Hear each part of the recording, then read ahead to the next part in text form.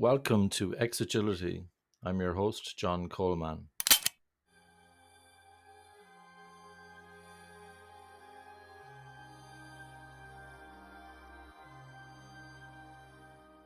Matt Selbie from Opiniator.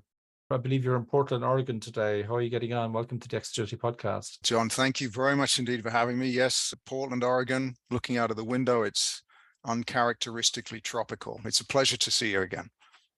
Thank you so much. I'm having loads of people coming to me from Portland, Oregon. There's something in the air. I don't know what it is. Something about Portland. I had interactions with maybe 20 people in the last 6 months from Portland. It's interesting.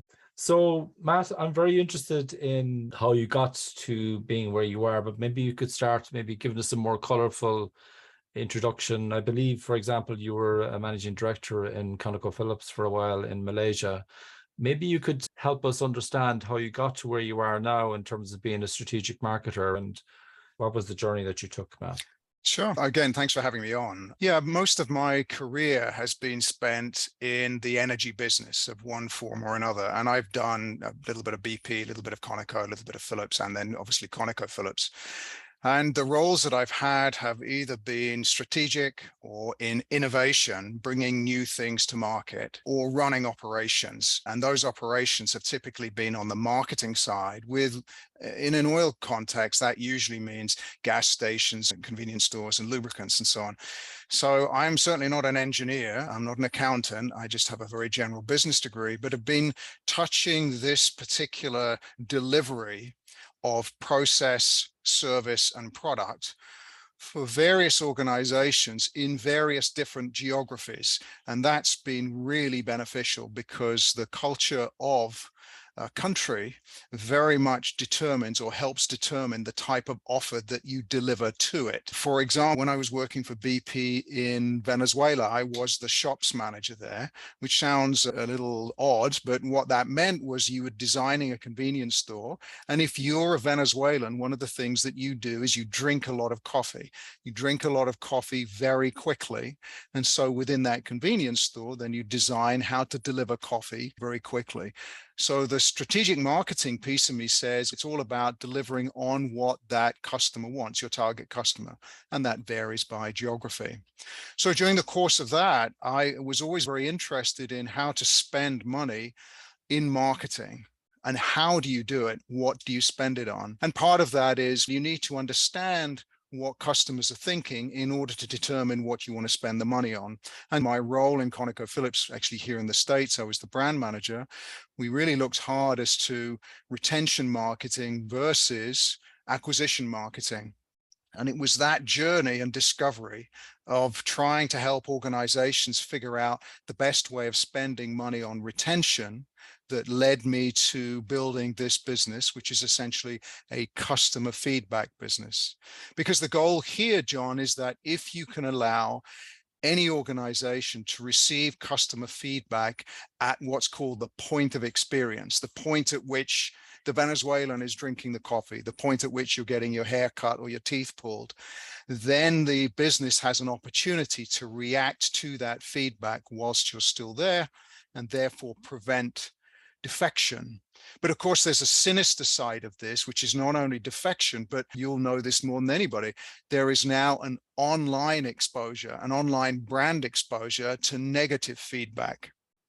So if you allow a business to be able to receive and act on feedback in real time, you can kill both of those problems. You can help prevent defection and obviously prevent people complaining online. So that's a sort of Reader's Digest version of where I have been and how did I get to this particular point.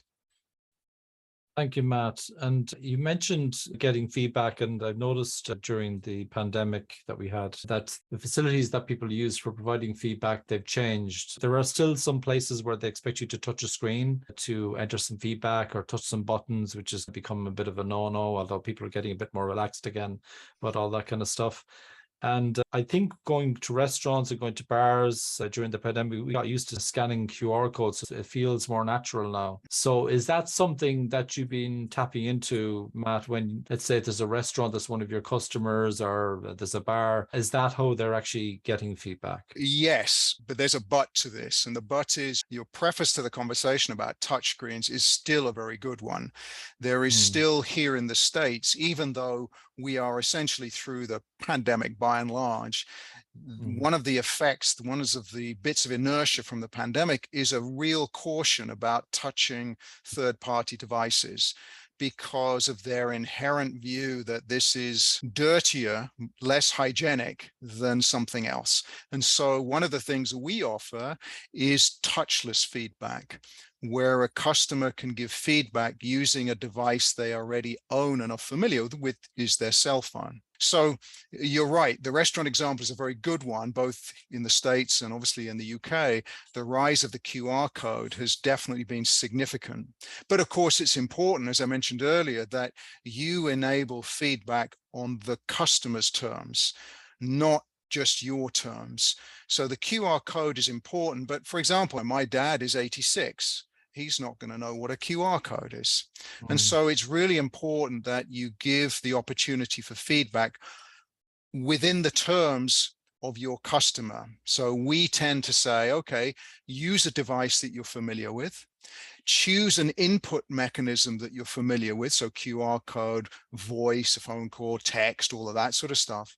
And finally, allow them to give feedback in a language that they prefer. So over here, of course, the predominant second language is Spanish. So you try to make it really simple for them to give feedback on your terms. But you're absolutely right. The QR code is having something of a, not so much a renaissance, it's just powering ahead, because there are now so many significant applications that you can use for it, in addition to feedback. Yeah, there's even simple things like when you give a presentation doc, just putting a QR code for your contact, like your link tree or something like that, all your social straight away. But the thing about, even with QR codes, what I'm wondering about is, are people going to give the feedback, say, after they've had the meal? How do you deal with the timing of the feedback? Because what can happen, sometimes people, I'm from Ireland, as people can probably tell from my accent, and people go to a restaurant in Cork, for example, and we're all complaining about the dinner, and then the waiter comes around, how is everything? Oh, everything's lovely. Everything's great. And we don't say anything. And then we either don't go back, which is probably more usual, or if we're really cranky, we might write a bad review or something. But the damage is done afterwards, and we're less likely to say things in the play. Have you found some tricks for getting people to divulge in the moment that there's something not quite right with their experience? No, I think you're absolutely right. And your anecdote is actually a lot more commonplace than you might think. So again, I don't know the UK data, but the US data is very strong. It says that 95% of all US adults will not, underscore, will not confront the business if the service is bad. Now that's interesting, because when you give a presentation and you say to the audience, hands up, those of you that have complained in a restaurant, everybody's hand goes up. So there's a lot of false coverage and false bravado about all of this. So what you want to try and do is, as you suggest, get people to give feedback at the point of experience, because it's only then that the business can actually recover the guest by fixing the issue and connecting with them. So you asked for tricks of the trade. So we talked a little bit about that in the previous question. So the first thing you want to do is to say, let me give you feedback opportunities in your terms, your device, your language, and make it simple. So that's tip number one. Tip number two is make it short. So when you request feedback on signage or whatever else you're going to do, even verbally, say, hey, John, we'd love to get your feedback. By the way, there are going to be 4 questions and it's going to take you 1 minute.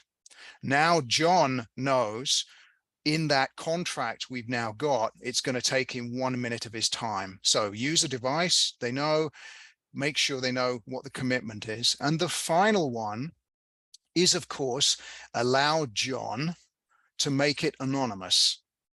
Right? If John wants to give his name, great. If John doesn't, that's fine. The benefit of the anonymous piece is that the business still receives the data the ratings, and the scores.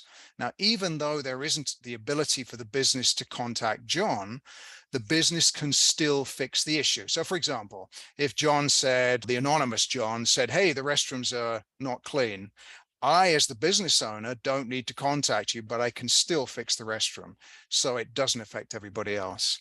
So those are three very simple things that you can do. And just to reiterate your point about the utility value of getting feedback in the moment, 95% of all US businesses collect feedback, at which point open the champagne corks. Not the case, because of that 95%, only 10% do anything with it.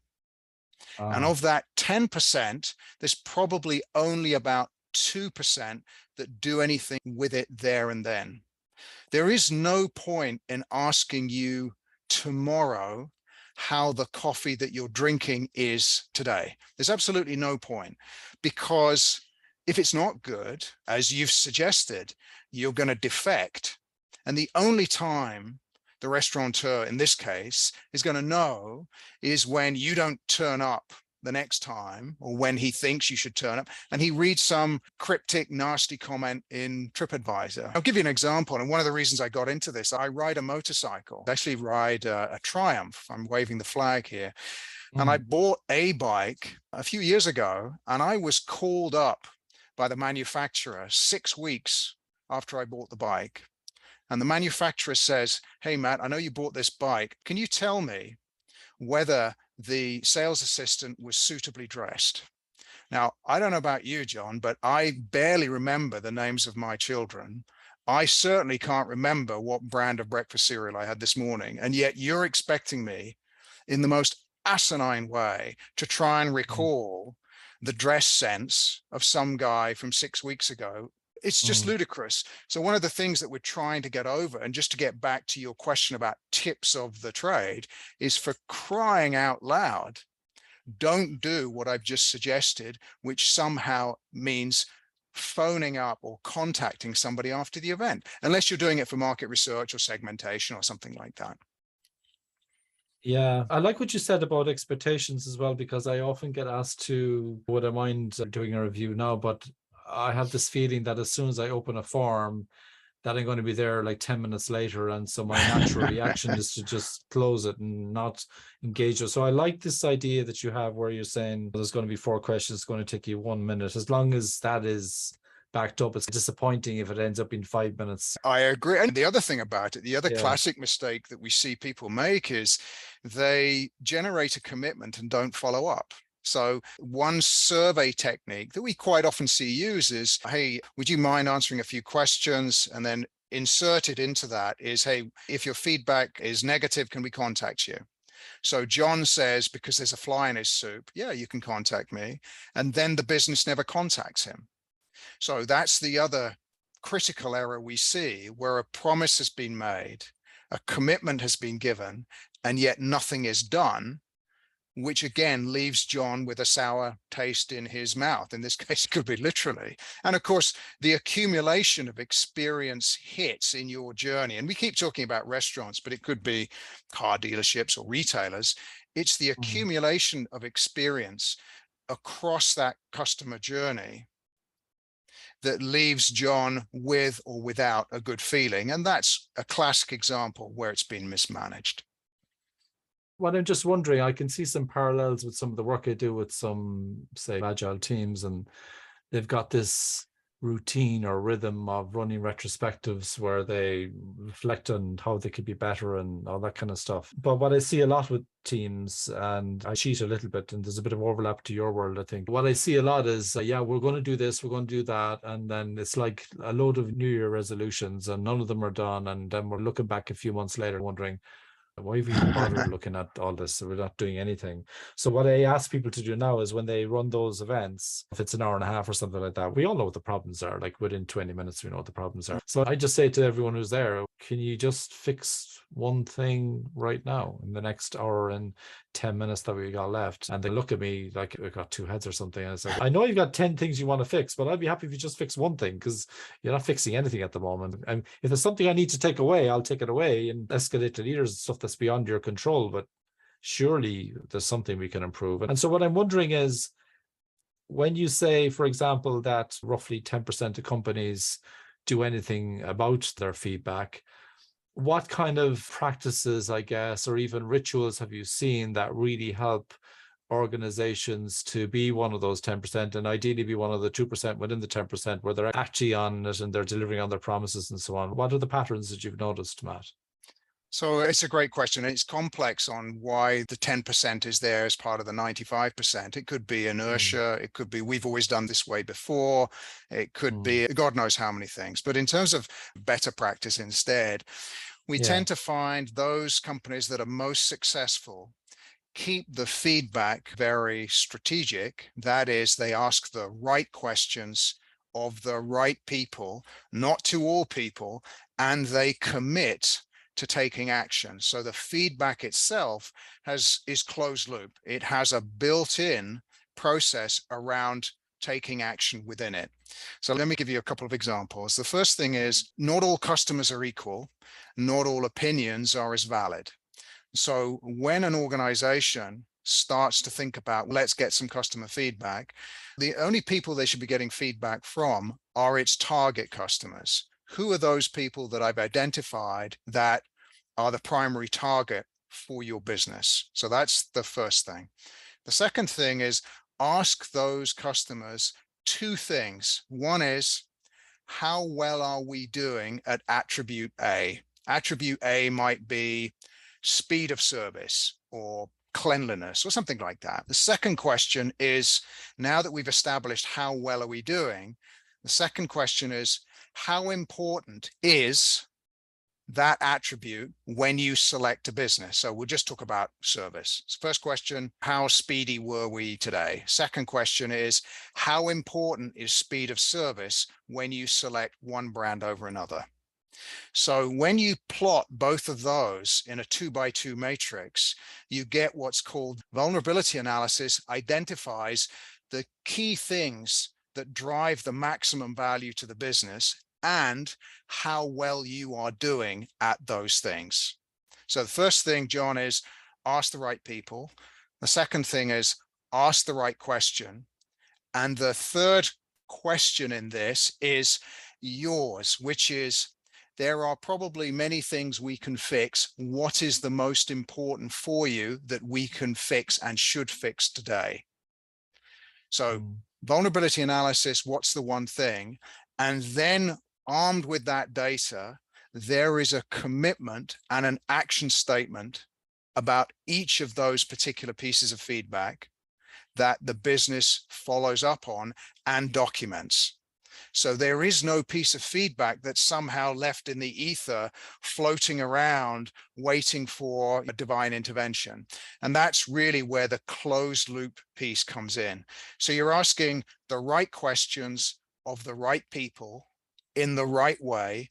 You're not bombarding them with meaningless trivia. What's your dog's maiden name? How many kids do you have? What's your zip code? Just ask the right question of the right people and then commit to take action, and ideally have a way of taking action and getting back to the customer in minutes.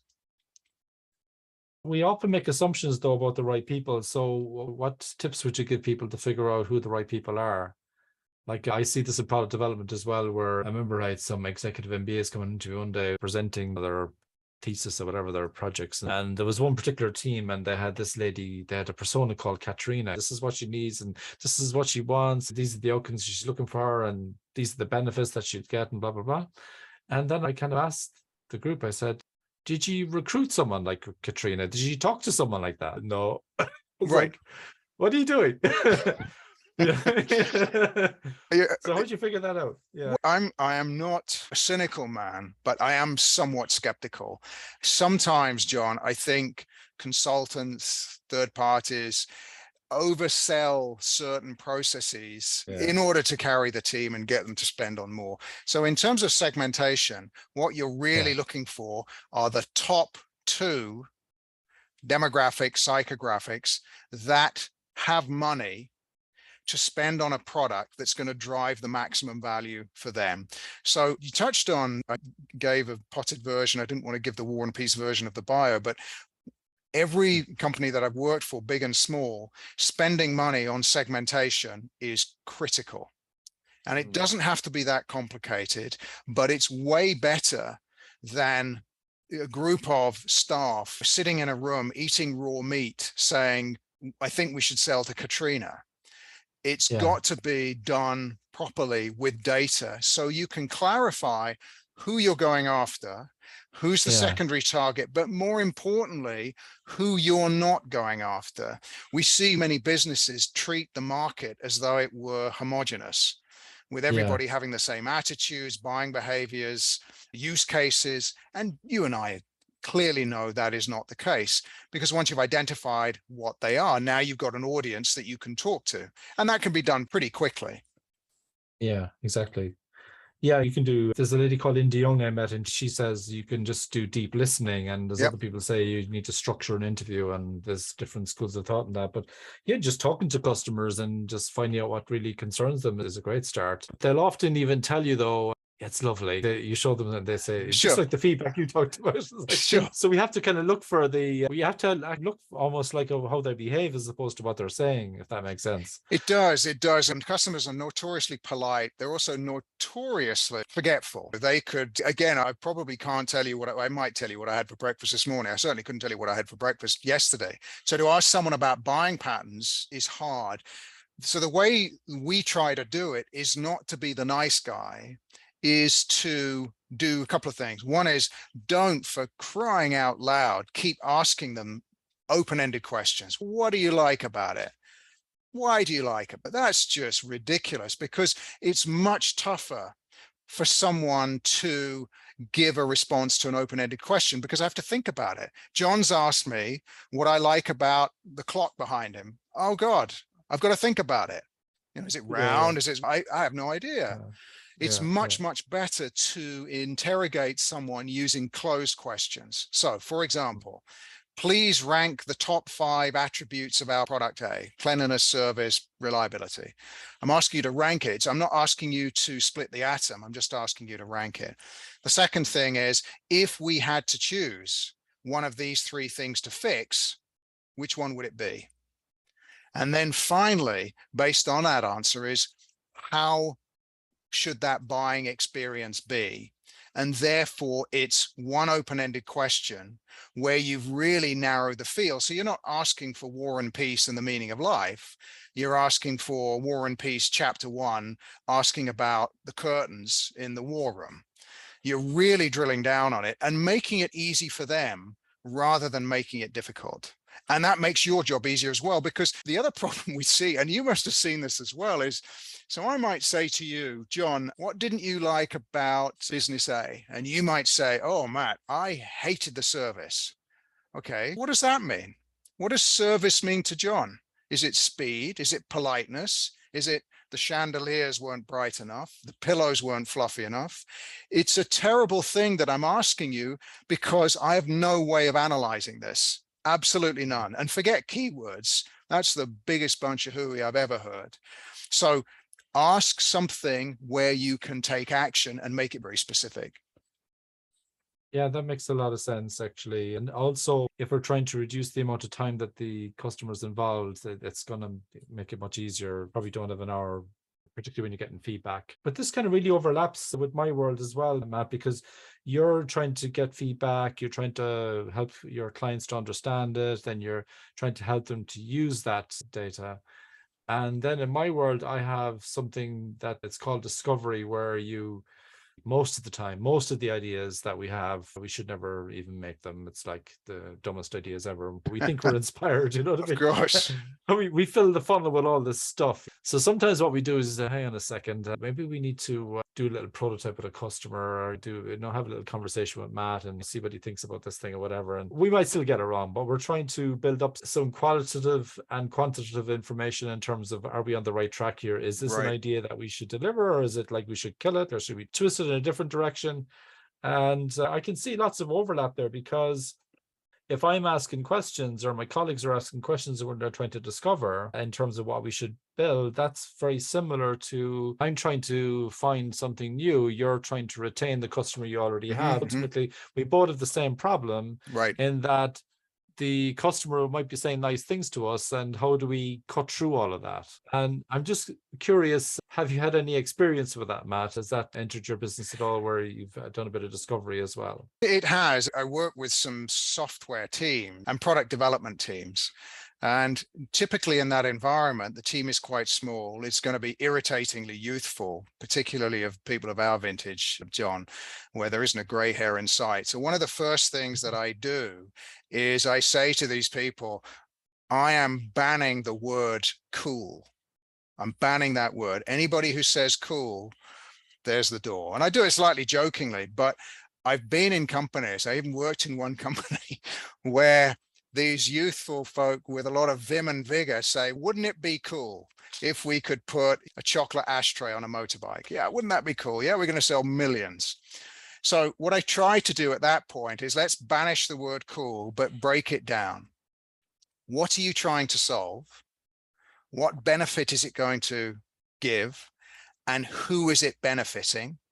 And will they buy it? That is, how much value does it actually bring? So when you say, when John, the young non-gray haired guy Right. says, hey, wouldn't it be cool to have a chocolate ashtray on a motorbike? Your response is, first of all, come back when you've expunged the word cool from your lexicon, but come back and answer those 4 questions. Because if you can't articulate that, which in most cases they can't, then it cuts down the time around which you can be debating the real stuff that adds the real value. So even these discovery meetings, which I know should be crazy, free for all, let's throw some mud on the wall and brainstorming and all of that sort of stuff, I've seen them get out of control because people can spout off whatever they want to. And I think it's much better if somehow you put a framework around the discovery so that you have common hats around which to answer this alternative to wouldn't it be cool. So that would be one piece of advice, but we don't do too much discovery. That I'm going to leave that to you. We'll do more of this stuff when it's been a bit further forward, but please banish the word cool. Can we add awesome to that list as well? Not if you want a response. And the most overused word, awesome and cool. You've obviously been talking to my children. So getting back to feedback, let's say I'm in a restaurant, okay, and I'm using one of the Opinionator services, and I've got a QR code on the table, and I submit my comment or whatever and say, am I ever going to get served here or something like that? How do you manage situations where the organization that's actually using your solution, they're actually not really paying attention to it? They have this QR code thing, all right, but it's literally gathering dust. It's like they get the message. They still ring you 3 days later because they only noticed the message then. Oh, sorry, we don't normally see people sending messages to the platform. How'd you get around that? I presume you can reroute stuff to text messages and stuff. How'd you manage to make sure that the people in the restaurant actually wake up that there's a problem in the restaurant right now? I tend to come from, you and I are a little gray haired, so I tend to come from the school of thought that says you've got to be a little bit harsh about this, because if you've gone to the trouble as an organization of requesting feedback, then just out of business courtesy and common sense, you want to make sure there's a mechanism to address it. So our technology, what it does is not only does it allow the feedback to be received in any of these QR or text or anything else, it populates a dashboard so the business can see how it's doing. But to answer your question, John, it alerts team members by text and email within about 15 seconds that there is an issue. And so you might say, okay, John, the disgruntled manager, gets a text. So what is John going to do? So what the system does, it has an escalation function built in. So if John hasn't managed and closed out that particular issue, John's boss is now going to be texted and called. So I'm going to strike the fear of God into John to make sure something happens. So that's the stick approach. The carrot approach is to say, okay, John, you are a manager in a chain of 10.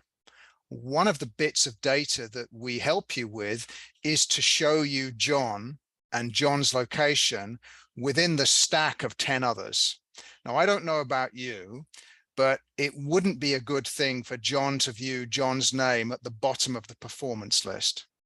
So we do two things that are a little bit mischievous to make sure that he is energized to do the right thing. And clearly we sell it on the basis that this is a performance improvement tool. It's a good thing for the long-term prosperity and profitability of the company that we deliver. Back to your original question, John, on strategic marketing, that we deliver on the proposition to a designated group of people. We're not here to waltz into the room and sing Kumbaya and hug each other and waltz out again. If I'm John's boss, I want to make sure there's a mechanism I know John is taking action, because that's the principle around the company. It's actionable feedback. And that's a really key point as well, Matt. All of us, myself included, when we ask for feedback and when the feedback comes back, how quickly do we look at it? How serious are we taking it? Are we really going to change the way we behave? Are we just going to say, oh yeah, that's blah, blah, blah, and yeah, he was very cranky, or yeah, I know what's going on there. It's because of blah, blah, blah reason. And almost a defensiveness rather than Sure. accepting that there's a problem. Have you seen that as well? Oh, all the time. I remember in my convenience store days, a manager would say, oh, he was the one customer. The shelves were full, but he bought 10. So the next customer afterwards, or we had just cleaned the restrooms. But one doesn't wish to be frank here, but who gives a tinker's curse on this? It's an audit, and therefore that customer is auditing you on what he finds, not on the circumstances that have happened before, but what he finds. So you're right. There is a tendency to be defensive, but where we've seen the best-in-class companies operate, which is, you asked earlier, tips and tricks and so on, we find that there are at least weekly reviews of all the data. There are at least reviews every 3 days to make sure that there is an action in place, and there is a program in place where the top performers get rewarded. So if your average satisfaction scores increase through a program like this because you're actually taking action, you are rewarded as well. And that's the carrot bit, and over and above the stick bit, which is what I described earlier on. Is it in people's nature to be defensive? Perhaps. But again, the harsh part of me says, I'm not recruiting John for his ability to defend what he does. I'm recruiting John to add value to the business by making sure that he's a strategic marketer and getting the business right. Yeah, if I even look at my own competition, I think the people who do really well are very open to feedback and they are acting on it, and they're not ready to shirk it off or almost afraid of it. They're actually embracing the feedback and improving on the back of it. And it's not because they're cool people and fun people, and that's all part of it. But I think it's also because they are adapting to the feedback that they're getting, and that's how they're outperforming a lot of their competition. So I can see a lot of value in what you're doing, Matt.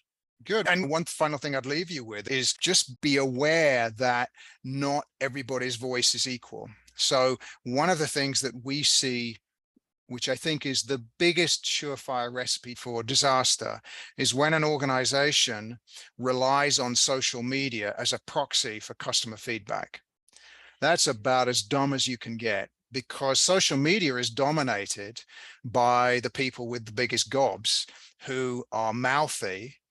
So you're dealing with a smaller subset of folks who are likely to complain anyway, the type who my grandmother would say they can find a bone in a boiled egg. Whatever you do is never going to be enough. So don't rely on social media because it's too late and it's skewed, but have a systematic way, an easy way.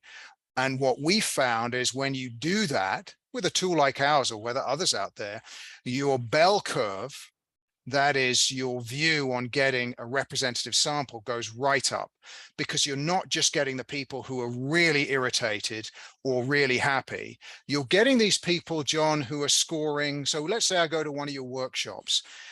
Maybe I don't give you a 5 out of 5. I give you a 3 out of 5 or a 4 out of 5. That's as valuable as the people that are giving you 5s and 1s, because what they're saying is it's good, but if you could just tweak this. Exactly. and you have a series of small wins, which you wouldn't get by some of these other more traditional feedback methods. Yeah, and a question I like to ask is how might the service be improved? Kind of an open suggestion box. If they didn't give me a 5, what would I need to do to get to a Right, 5? Kind of the right. perfection game. And that's kind of really interesting. I love your suggestion as well about ranking, because sometimes even just using an open text box is people have to think, and that takes more time. And you can often just rank lots of positive things, and you can put not applicable in lots of them. So if they pick not applicable in all of them, this okay, that's a data point. They don't think any of these are relevant. I don't think there's anything good about our business. But Yeah, it's because good, but it's good for you to be able to think through. You can't be good at everything. yeah. And you're not going to Mm. be bad at everything, but what is the one thing that delivers the most value that they're prepared to pay for? And then focus on that, as well as I do, that a business doesn't have infinite resources. So pick the 2 or 3 things. You said it when you're talking about your discovery session, do something. So pick the 2 or 3 things that you know, because of feedback and analytics, they're going to drive the most value.